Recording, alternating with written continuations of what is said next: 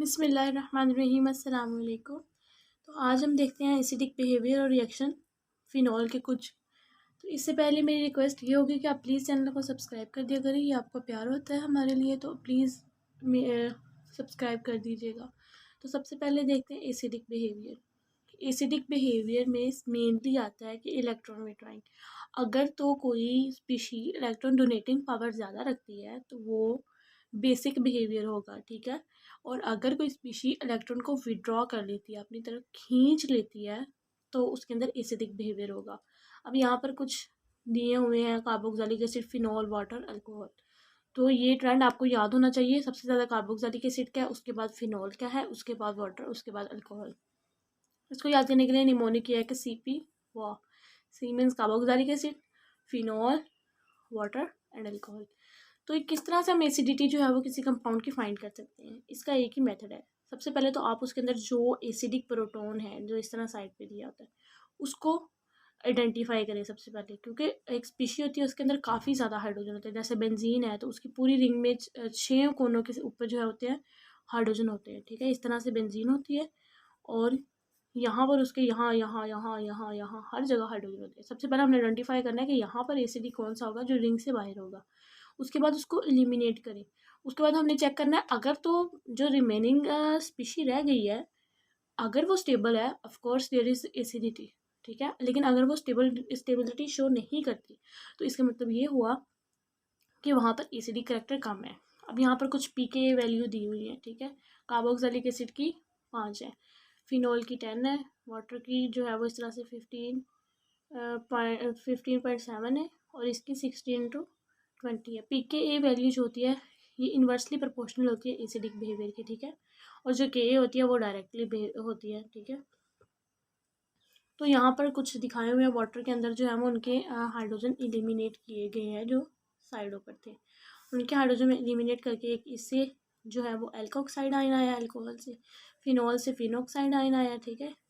और इसके अंदर डीलोकलाइजेशन होती है। और जो कार्बोक्सिलिक एसिड है इससे आया कार्बोक्सिलेट आयन। और यहाँ पर ये दोनों यहाँ पर ये इलेक्ट्रॉन जो है यहाँ यहाँ सर्कुलेट करता रहता है, इसलिए ज़्यादा स्टेबल है, क्योंकि यहाँ ऑक्सीजन ऑक्सीजन एक दूसरे के पास पास हैं। जो नेगेटिव भी आया करेक्टर, समटाइम वो इलेक्ट्रॉन यहाँ से यहाँ जंप कर जाता है, फिर वो इलेक्ट्रॉन यहाँ से यहाँ जंप कर जाए। दिस जंपिंग एंड जो है वो इस तरह से ये ज़्यादा एसिडिक है। और अगर हम फिनॉल के कुछ करेक्टरिस्टिक देखें तो वो ये है कि वो अल्कली के अंदर जो है वो रेडिली डिज़ोल्व हो जाते हैं और ये इतने वीक होते हैं कि किसी लिटमस पेपर को इफेक्ट कर सके। और ना ही ये कार्बन डाइऑक्साइड और को एलिमिनेट करवा सकते हैं, वॉल करवा सकते हैं कार्बोनेट और बाइकार्बोनेट से। अब यहाँ पर डिसोसिएशन कांस्टेंट इसका KA, ठीक है, वो दिया हुआ है 1.3 × 10⁻⁻10। PKA जो है वो 10 है, ठीक है। PKA ये है और इसकी पॉजिटिव 10 है। अगर हम इसकी pH देखें 5 to 6 है, ठीक है। इसकी pH ये शो करती है कि नो डाउट ये एसिडिक है, लेकिन ये इतना एसिडिक नहीं है कि ये जाके H2SO4 और जो है HI इस तरह के स्ट्रॉन्ग एसिड, ठीक है, ऑक्सीक्लोरो एसिड्स जो होते हैं उनको जाके कंपेयर करने लग जाए। नो, ऐसा नहीं है। इनके अंदर ऑक्सीजन जो है वो एसिडिक बिहेवियर है लेकिन इतना भी ज़्यादा नहीं है, ठीक है। अब यहाँ पर एसिडिक बिहेवियर दिखाया गया है। अगर इसके ऊपर कोई सब्स्टिट्यूशन आ जाती है, यानी कि ये एक जो है वो रिंग है और रिंग की एक तरफ OH है और साथ ही उसके NO2 आ जाते हैं, ठीक है। तो यहाँ पर एसिडिक बिहेवियर ज़्यादा होगा, रिंग के पास ज़्यादा कैपेबिलिटी होगी कि इन दोनों से इलेक्ट्रॉन विड्रॉ कर ले, ठीक है।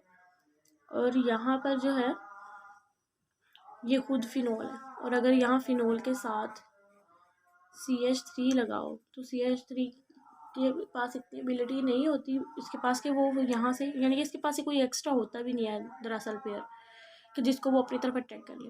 तो अगर इस तरह की कोई सब्स्टिट्यूशन लगी हो तो आपने उसको कंपेयर कर लेना। अब ये NO2 मेनली अगर देखा जाए तो ये मेटा है और ये वाला कौन सा ग्रुप है, ये वाला ऑर्डो पैरा है। तो इस तरह से भी आप कंपेयर कर सकते हैं। अब यहाँ पर डीलोकलाइजेशन दिखाई गई है। अब ये डीलोकलाइजेशन किस तरह से है, ये वाला नेगेटिव इस तरफ आ जाता है, फिर ये यहाँ से यहाँ जंप कर जाता है और यहाँ पर डबल बॉन्ड आ जाता है। अक्सर यहाँ पे क्वेश्चन आता है कि यहाँ पे बॉन्ड लेंथ शॉर्टन हो जाती है या बढ़ जाती है। ऑफ कोर्स डबल बॉन्ड आया है तो आपने ये नहीं समझना कि डबल बॉन्ड आया तो इस तरह से कर लूँगी और वो लेंथ बढ़ जाएगी, नहीं। sp3 से जब sp2 की तरफ जाएगा तो ऑफकोर्स बॉन्ड लेंथ जो है वो 1.54 से जो है वो डिक्रीज़ करती है 1.34 तक। तो इस तरह वो डिक्रीज़ कर जाएगी, एंगस्ट्रॉम में बता रही थी मैं। फिर इस तरह से ये नेगेटिव सर्कुलेट करता रहेगा पूरी रिंग में, और ये और 2 पैरा के ऊपर इलेक्ट्रॉन डेंसिटी को इंक्रीज़ करता है, और ये फाइनली अगेन उसी स्टेट के अंदर आ जाता है जिसमें ये पहले था। तो यहाँ इनके जो ये जो है इस तरह से पहले यहाँ से यहाँ, फिर यहाँ से यहाँ, फिर यहाँ से यहाँ, और यहाँ से फिर दोबारा वही बन जाता है जो कि पहले था। अब यहाँ पे कुछ रिएक्शन दिखाएंगे फिनॉल के OH ग्रुप, यानी कि यहाँ पर रिंग इन्वॉल्व नहीं होंगी। यहाँ पर जितने रिएक्शन दिखाएंगे होंगे उनके अंदर रिंग इन्वॉल्व नहीं होगी। अब यहाँ पर सबसे पहले साल्ट फॉर्मेशन के अंदर अगर हम ये हमने कहा एसिडिक है, इसके साथ और कोई बेसिक ले लें, ठीक है, acid plus base obviously give the salt, ठीक है। तो यहाँ पर सोडियम फिनॉक्साइड मैंने ऑलरेडी बताया, फिनॉक्साइड डायरेक्ट प्रोडक्ट देने से बेहतर यह है कि वो स्टेबिलिटी की तरफ, नेचर की हर चीज़ स्टेबिलिटी की तरफ चलती है। तो यहाँ पर एक तो फिनॉल होगा रिएक्टेंट, दूसरा रिएक्टेंट ये, and the final product will be this.